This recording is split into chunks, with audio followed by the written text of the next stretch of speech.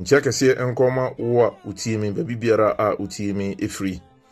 Na de tie ne se yasua ahenema ho asem. Na wo ahemfie no yewo dwumadie pii na wo ho a dodo no yewo dia esisi ano a omo ne di dwumadie no. Eno nti yewo bibi ti se Gyase hene na ono na woye ahemfie nnwuma no nyina sa hene. Eno nti dwumadie bia bekoso wo ahemfie no Gyase hene na hwe na akọ yie. Na wo mfantema mu no omofra no amankrado. Na se ohini tukwan a Gyase hene na yedi ahemfie enemu nneoma nyina ehye ne nsa. Na ohini bi so dane benkum so a anase okwakura a Gyase hene na hwe ekọbọ krunti hene amane ansa na omo abọ oba ahema nso amane. Na no na chi no na ya hwe se ibesi nana anam ana. Na se ohini bi nso emu ne man no yie na omfa ne kuroma no enye hwe na odo omo anim eye tisena na sempabo a eno so etumi ekoma Gyase hene ehwe na yitu saa ohene no. Na se de ubisa na nkobia hene de se de ani din no etiye no eye idin mienu na yaka bom ama yanya nti yefre no anko bia.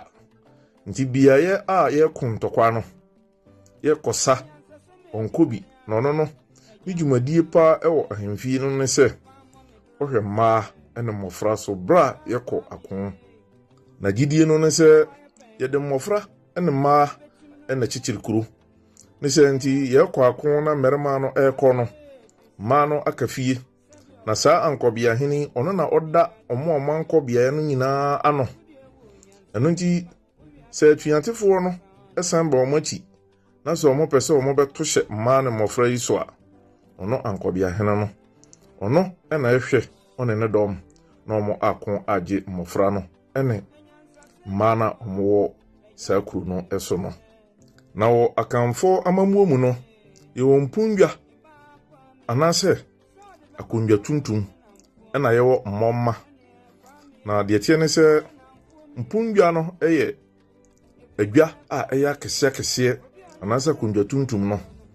Na mmomma no eye hini a yebo ema nipa. Eno no aya na emfiri adehyebusuam eye mmomma no. Na mpundwa anase akundwa tuntum de no de eye adehye na edi.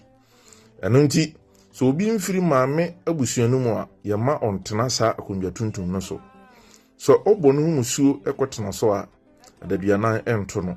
Na obi mpo a ensese ono ne di adwa no na odi sika ebewuram se yemfa nani anase obechinchim binom sa se yemfa nani no. Dia eyempundwa anase akundwa tuntum no nipa no afi ento no adwa no so. Ada se atorenchin bi beto no ama wato nananom ewon siedo anase bibi ebeka no atofam abra ontumi eni adwa no ebiu. Mekiro se enye won na asa ne omai eto omo nyina na na ensese omudi adwa no nanso ate ebisa na meka wo se yewo adwa bi mu a yebo ema a e ohene na nkasa firi ni pem enebo saa adwa no ema ebi ne nkoso ohene anase nkoso ohema Sara nso na yewo mpuntu hene anase mpuntu hema ankobia nso eka ho bi. Na saa adwa no yebo a yetumi de ma desane biara se nipa no ofiri adehyebusuam ma nase oyetimamuni na ne nyumadie na oye no aso omanfo no ani ne titiru ene ohene no. Nti yebasa ohene no tumi emasa nipa no saa tumi ndie no.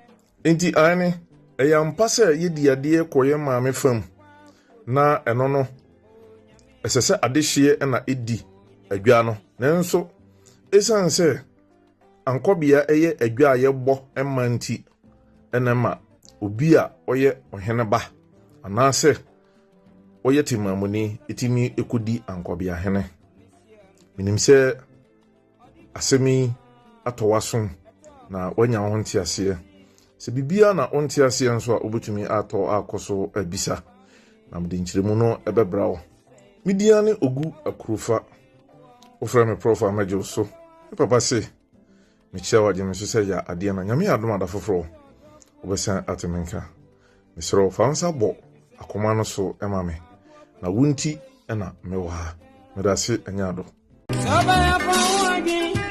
Now they are going to see him. I can read it.